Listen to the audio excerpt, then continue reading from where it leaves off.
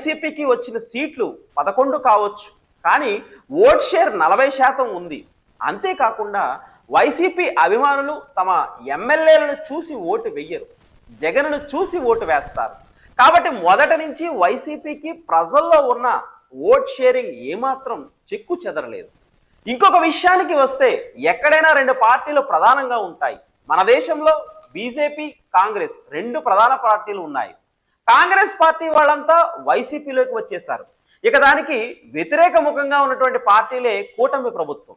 అలాంటప్పుడు తమ vote share పెంచుకోవడానికి బీజేపీ అయినా, జనసేన అయినా టీడీపీని టార్గెట్ చేసి ఆ ఓట్ షేర్ను తమ వైపు తిప్పుకోవడానికి ఈజీ అవుతుంది.